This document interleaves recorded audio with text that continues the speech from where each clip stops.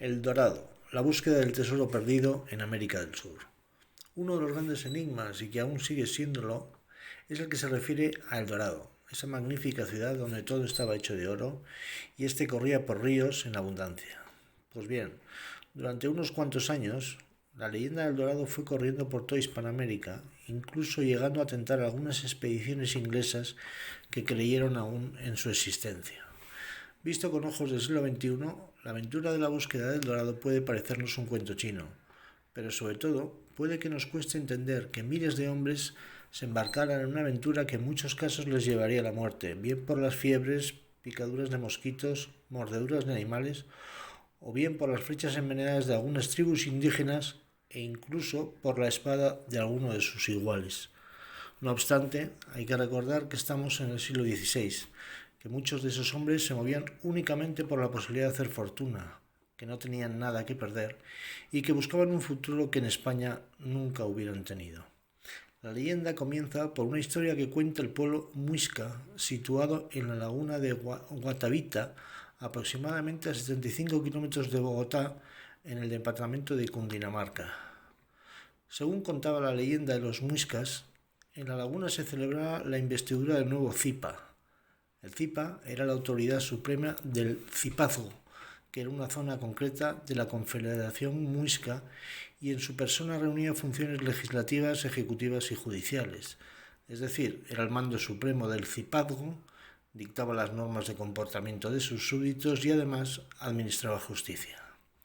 Pues bien, según la cultura muisca, el nuevo Zipa llegaba a la orilla de la laguna y allí se le colocaba en una especie de canoa hecha de plantas autóctonas, ricamente adornada y flanqueada por una especie de braseros o quemadores en los que se quemaba abundante moque y otras sustancias que ahumaban literalmente la balsa y a sus ocupantes. Una vez situado el Zipa, se subieron a la balsa también algunos nobles y sacerdotes. Una vez todos ellos dentro de la balsa, el Zipa se desnudaba y cubría su cuerpo con oro en polvo. Además, era agasajado con toda clase de piedras preciosas que se situaban a sus pies. Llegada la balsa a mitad de la laguna aproximadamente, el Zipa lanzaba todos los regalos de piedras preciosas a la laguna e incluso se lanzaba al agua para despegar el oro de su cuerpo, enviándolo al fondo de la laguna en señal de gratitud y ofrenda a los dioses. De igual forma, todos los nobles que acompañaban al Zipa hacían lo mismo y lanzaban al agua todos sus regalos. Este fue el detonante de la leyenda del Dorado, y ello es lo que condujo a los conquistadores españoles a buscarlo por toda Sudamérica.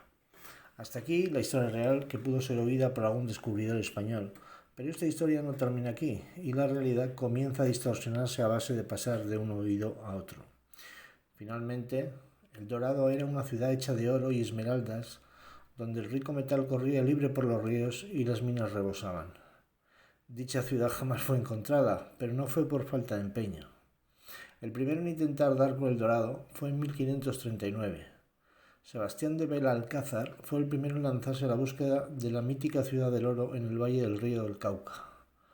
Los planes de Belalcázar eran conquistar aquellas tierras y alcanzar el mar de las Antillas, que se suponía cercano a Quito, para embarcarse directamente rumbo a España con el supuesto botín, sin dar cuenta, por supuesto, a Francisco Pizarro, el conquistador del Perú.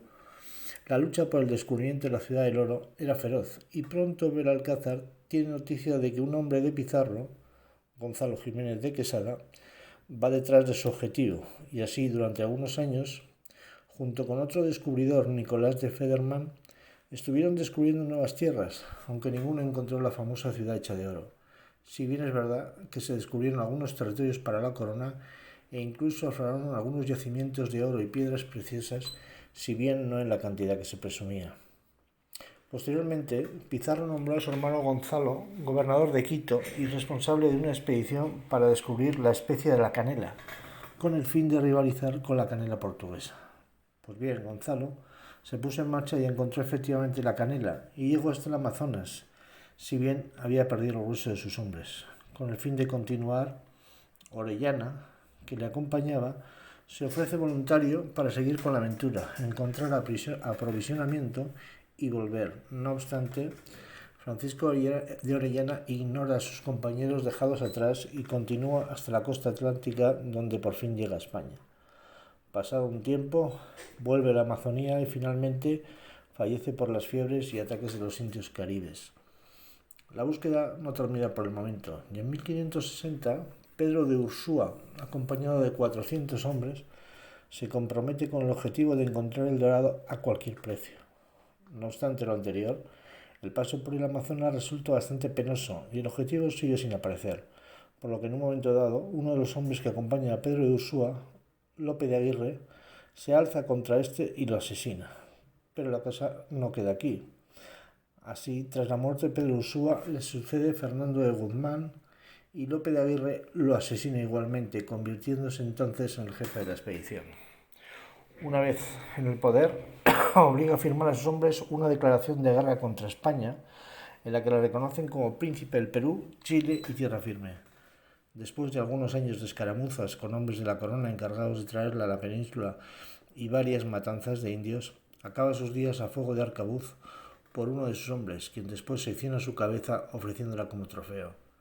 En 1570, Hernán Pérez de Quesada intenta de nuevo la aventura del Dorado, acompañado por 300 españoles, 1500 indios y algunos animales como cerdos y gallinas. La expedición fue un absoluto fracaso, si bien consiguió contactar con Sebastián de Belalcázar y fundar la ciudad de Popayán. Sus días terminaron fatalmente muerto por un rayo. Otra de las expediciones, en realidad tres, fue encabezada por Antonio de Berrio. Si bien poco hay que destacar, salvo que fueron un absoluto fracaso, no obstante, sí se consiguieron abrir nuevas rutas. En la última expedición, Antonio de Berrio tuvo un encontronazo con el pirata inglés Walter Raleigh, quien se quedó impresionado con la historia del Dorado hasta el punto de encabezar un par de expediciones que siguieron los mismos pasos que las españolas, es decir, nada de nada. De forma resumida, esta es la famosa aventura de la búsqueda del Dorado, una leyenda que tuvo un origen cierto, que gracias a la fértil imaginación de muchos de los que andaban por Sudamérica fue distorsionándose hasta convertirse en una utopía que costó la vida a más de uno de aquellos intrépidos hombres que se atrevieron a cruzar aquellas tierras indómitas.